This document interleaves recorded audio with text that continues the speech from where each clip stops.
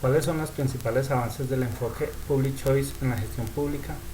La teoría de la elección pública o opción pública, Public Choice teoría, trata de ligar la economía con la política a través del Estado, entendido como la suma de voluntades individuales para saber cuáles son los factores que determinan las políticas que elige el Estado de entre las diferentes opciones que se le presentan. Comprende dos ramas: la elección pública positiva, que estudia las decisiones colectivas o públicas de los agentes políticos, y la economía política constitucional, que pretende desarrollar un marco institucional que aminore el poder político frente a la sociedad civil.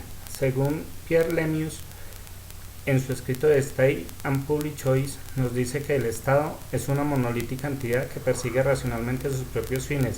Es como produce resultados interesantes, modelando el Estado como un monolito de la actuación. Sin embargo, hace que sea más difícil concebir cómo su estructura interna puede servir para restringirlo, o como, en palabras de Montesquieu, el poder debe ser un cheque para poder.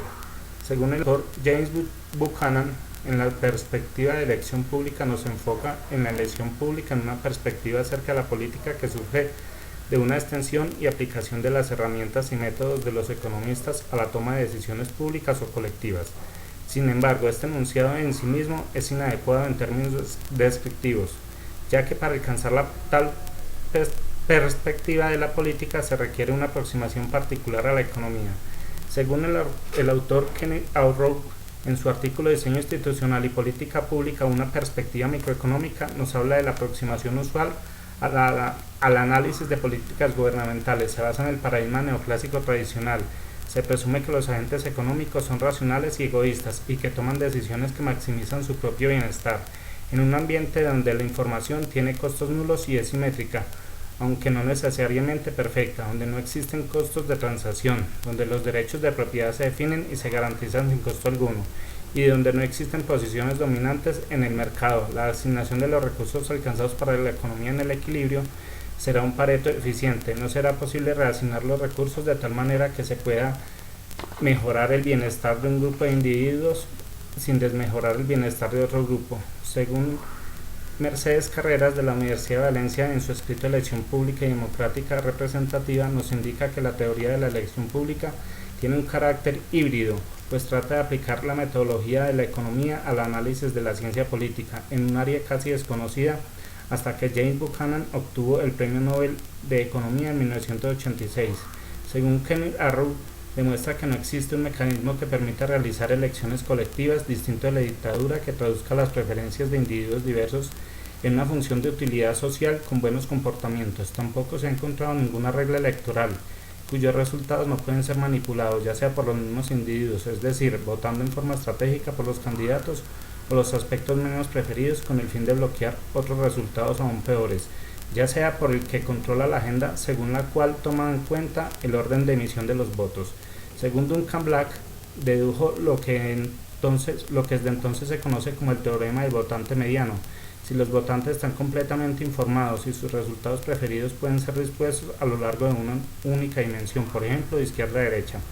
Si cada votante tiene un único resultado preferido a los demás y las decisiones son adoptadas mediante una simple regla mayoritaria, luego, con un número impar de votantes, resultará decisivo el voto del votante mediano. Cualquier propuesta a la izquierda o a la derecha de este punto será derrotada por una más próxima a la del votante mediano. Según el autor Anthony Downs, señaló a su vez que en sí el acto de votar es irracional. Esta conclusión se desprende del hecho de que la probabilidad de que el voto de un individuo determine el resultado de una elección es asombrosamente baja. El voto de una persona volcará el resultado a favor del candidato o de la cuestión preferida, solo si los votos de los restantes votantes se distribuyen de manera uniforme. A medida que el número de votantes tiende a ser más grande, la probabilidad de lograrlo tiende rápidamente a cero, por lo cual los beneficios de concurrir a votar son probablemente muy inferiores a sus costos. Por consiguiente, Public Choice predice una escasa participación de votantes y estos son racionales. Según el autor Marco Holson, en la teoría de la acción colectiva inauguró un fértil campo de investigación a partir del intento de explicar las acciones colectivas con el utillaje metodológico y conceptual de la teoría de la elección racional y la microeconomía. Las tesis básicas definidas por Holson en dicha obra son hoy sobradamente conocidas por politólogos, sociólogos y economistas, y por ello me limitaré a enunciarlas únicamente. si se aceptan los supuestos de la teoría de la elección racional en su versión estándar y concretamente la tesis de que los individuos tienden a actuar maximizando funciones de utilidad mediante el cálculo de costes y beneficios de la acción, entonces quien desea explicar las acciones colectivas se enfrentará con la siguiente cuestión: ¿en qué condiciones podrá ser racional por un individuo participar en tales acciones? Según Geoffrey Breman, indica que las políticas públicas en una democracia tienen un sesgo a favor de los interesados e ignoran consideraciones prácticas y utilitarias.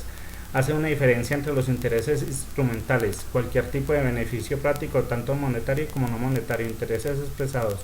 Según Brennan, la paradoja del voto puede ser resuelta diferenciando entre los intereses expresados y los intereses instrumentales.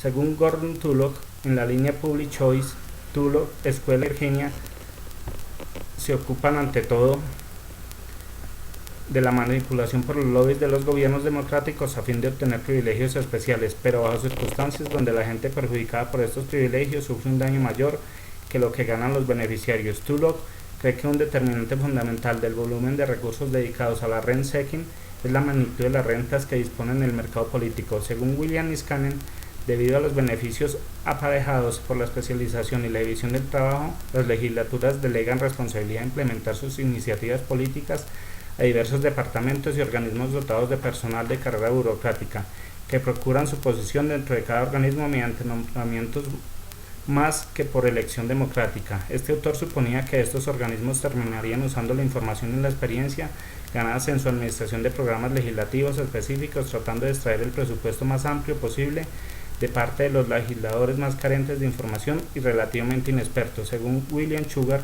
ha estudiado otras instituciones importantes del quehacer democrático, tales como la presidencia, la jefatura de gabinete y el poder judicial independiente. Según Mark Twain, habla sobre el desarrollo de las ideas en la teoría de las decisiones políticas. Hasta ahora he dicho poco sobre la comprobación empírica de estas ideas o hipótesis. En la última década estas pruebas se han ocupado mucho de la atención de los economistas de decisiones públicas. Realmente, para el grupo de estudiosos con base en Chicago que hablan de la teoría de la economía política, las ideas que he señalado significan poco o nada hasta que sean comprobadas. Su punto de vista, que es el trabajo empírico en el principio y el fin de la disciplina. Según Duncan Black, estaba preocupado por el funcionamiento de las reglas de votación por mayoría en pequeños comités, cómo surgen los resultados a partir de las preferencias individuales como las alternativas colectivas. Son presentadas en forma secuencial de elecciones de par. Para su sorpresa, Black halló que solamente 2 personas habían tratado con anterioridad un esquema de lógica similar: el noble francés Condorcet y Charles Dodson, un lógico de Oxford más conocido como Lewis Carroll. Los trabajos del Black, que estaban en Gales, no atrajeron demasiada atención. Según Knut Wicksell, fue un gran economista sueco y figura precursora del Public Choice, especialmente desde el punto de vista de lo que es denominada economía constitucional. Mostró su preocupación tanto por la injusticia como por la ineficiencia sin límite de la regla mayoritaria en las asambleas parlamentarias.